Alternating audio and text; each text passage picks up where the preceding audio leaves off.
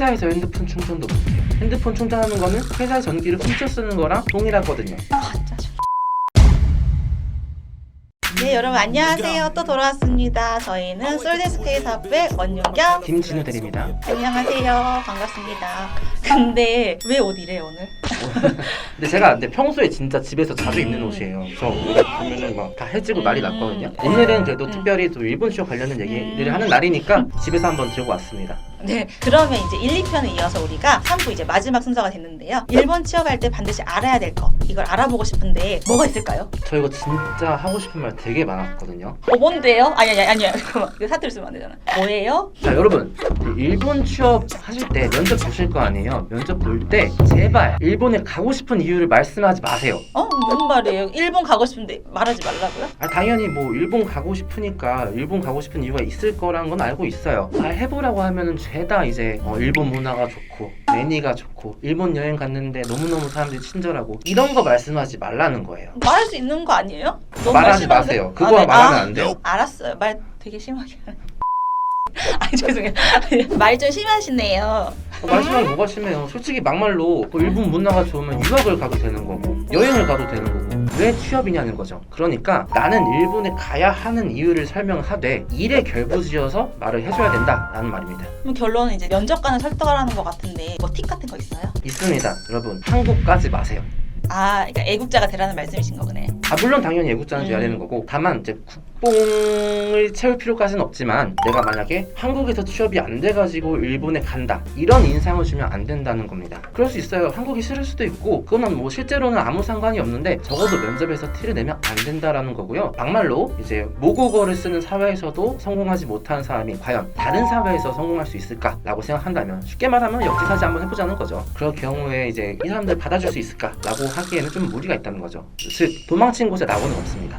그러면은 비즈니스 관점에서 말하라는 거겠네요? 이제 말이 좀 통하시네요. 짜증. 자, 그리고 두 번째, 여러분 일본 가서 돈 벌 생각 하시면 안 됩니다. 네? 왜요?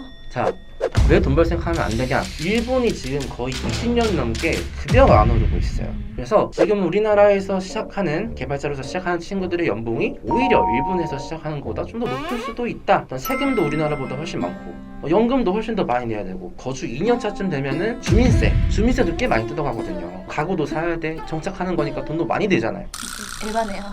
그렇지만 일본에서는 보너스를 주죠. 맞아요. 일본에서는 보너스 주죠. 저희 대표님도 보고 계시죠? 저랑은 관계없는 발언이고요. 저는 인센티브 필요 없습니다. 전 기본급만 받아도 됩니다.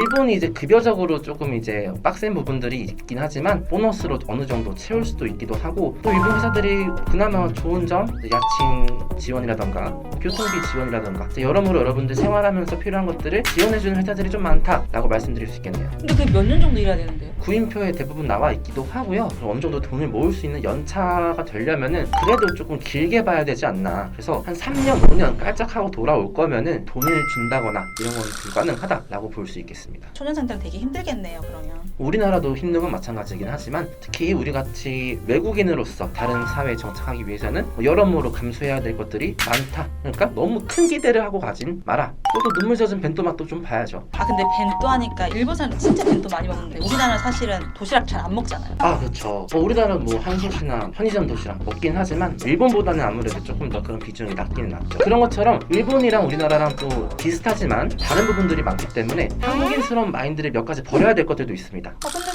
사는 거 다 똑같은데?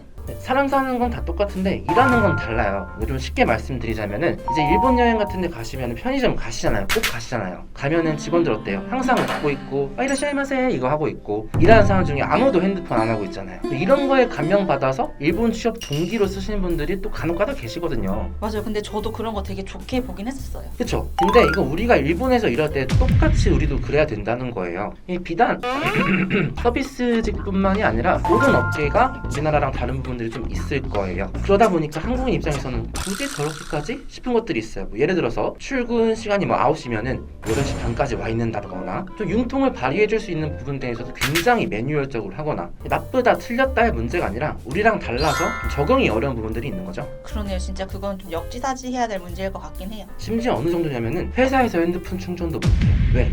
전기도 회사의 자산이니까 핸드폰 충전하는 거는 회사의 전기를 훔쳐 쓰는 거랑 동일하거든요. 그리고 뭐 회식 같은 것도 마찬가지입니다. 내가 먹은 건 내가 내야 돼요. 굉장히 와리깡이 잘 돼 있는 사회이긴 하거든요. 근데 이런 거는 진짜 근데 사실은 법카로 먹어야 짱인데.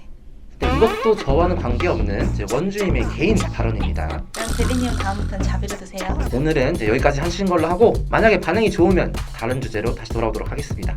자, 그럼 안녕. 안녕.